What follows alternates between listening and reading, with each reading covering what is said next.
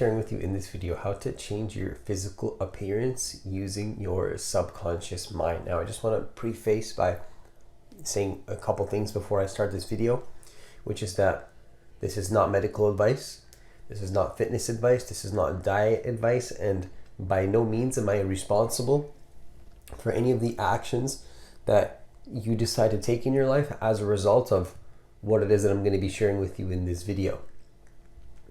So I just want to share one thing before we really go into this. So the first thing that I want to share in this video is really the understanding that every intention affects your actions. So every single intention that you take in your life that you have in your life is going to affect the actions that you take. So the person that you are, the way that you act, the actions that you take on a consistent basis, where do these come from? This comes from your intentions. Now, whether this is done consciously or unconsciously, nonetheless, your intentions will create your actions. Every intention has a reaction to it. So the more that you take control of your thinking and you do it in a conscious manner, you come from a place of consciousness, you come from a place of spaciousness, you come from a space of awareness. This is when you're going to begin to have more control over your intention, because now you're not letting your ego take control of everything. You're coming into touch with what you could call, for the purposes of this video, your higher self. You could call it your higher self, you can call it the universe, you can call it God, whatever word makes you feel better. But the truth is that really, the more that you come in connection with this, and then you start to take control of your thoughts consciously, your intentions will be done more consciously, and then of course that will change your actions. And then you might be thinking, well, how does this connect to your physical appearance and the way that you look? Well, everything that you do is a byproduct of the actions that you take. So the second thing that I want to share with you in this video is that you are a byproduct of your identity. So again, whether this is happening at a conscious level or an unconscious level, the person that you choose to be, the way that you choose yourself to be at an identity level, is who you're going to become. So everything that you're seeing in your external world is not what you want, it's who you are. It's who you are being. There's what you want, there's what you desire, and then there's who you are being. There's who you are actually taking action in alignment to be and to become. So right now, who you are at a physical level is a result of your past, really. Everything that happened in your past and all your actions and all the stuff that happened, if you think about it. So if you want to change who you are in the present, you need to take consistent action enough, whereas in the future, who you will be one day is the person that you're going to want to be in the present, but it's going to be, again, a result of your past. So again, this is not any medical advice, but this also is connected to your diet. This is connected to your fitness level. This is connected to really any part of your identity physically, just as well as psychologically.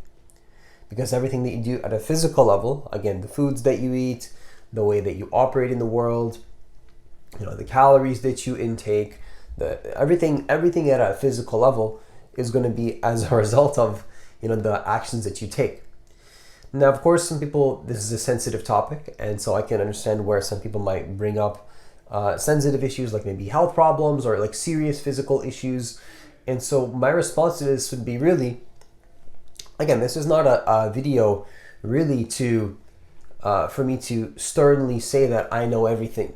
I'm not here to say that I know everything, and I'm not here to give you, again, some type of particular physical medical advice or anything like this. But what I will say, though, is that if you want my belief from the spiritual dimension, the explanation in terms of connecting it to the spiritual dimension, what I really believe is that when it comes to any physical change that you want in your life, whatever it might be, whether it's a desire of health, whether it's a desire of fitness, whether it's a desire to look some type of way, whether it's a desire to change some part of yourself at a physical level, I think that possible and impossible really is going to depend on how attached you are to your ego. And what I mean by your ego is the unconscious identification with the forms that are popping up in your consciousness. So that means your thoughts, that means your emotions, that means, of course, even your physical body.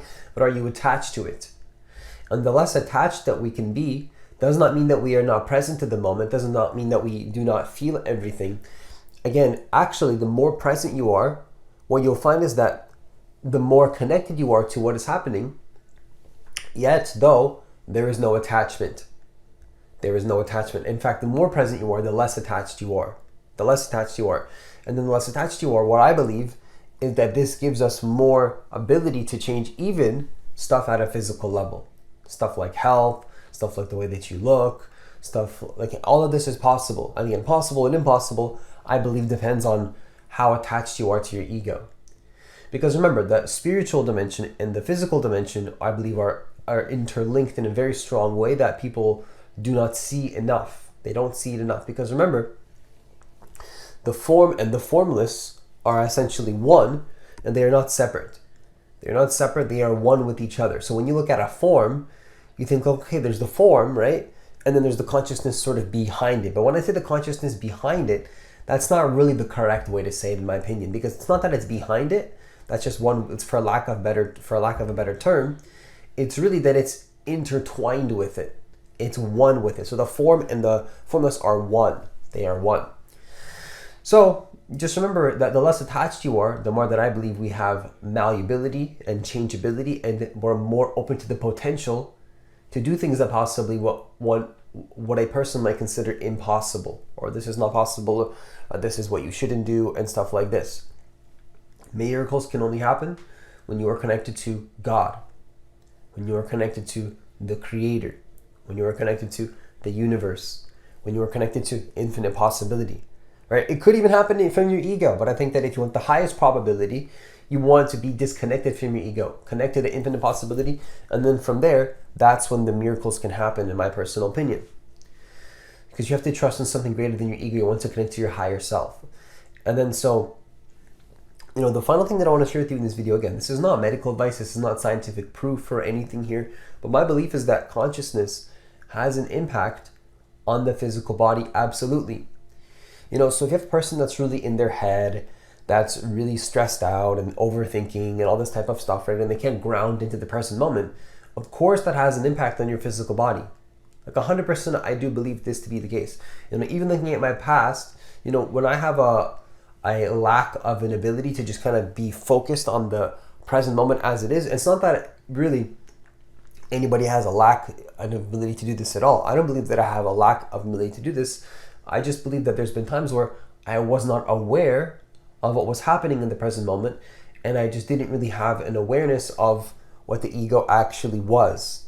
And then so once we can begin to be aware of what the ego is and differentiate between our higher self and then our quote-unquote lower self, what happens is that you begin to see the effect that this has on your state of being, and then you inevitably become conscious and realize the effect that it has on your physical health.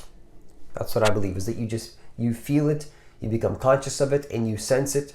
And then so of course, this is going to affect your appearance, because you're going to have more vibrance, you're going to have more presence, if a person has more consciousness, they're going to appear like they are more lively, I believe.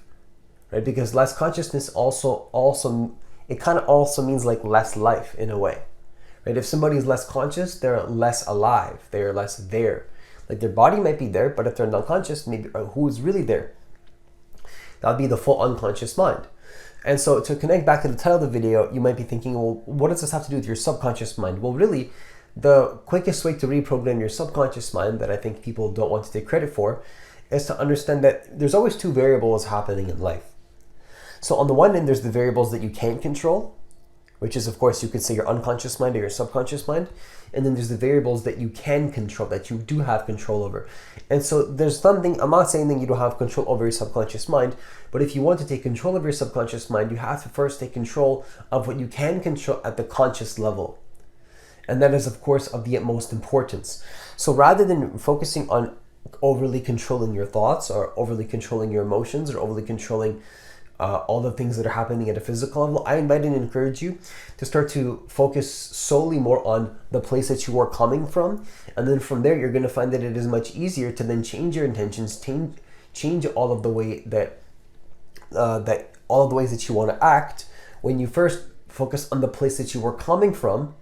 And then again, it is going to be much easier to change the way that you are thinking, to change your emotions. Because when we can solely focus on how we are doing what we are doing, I think that this is the direct connection that we start to, that we really need, to start to connect to our subconscious mind.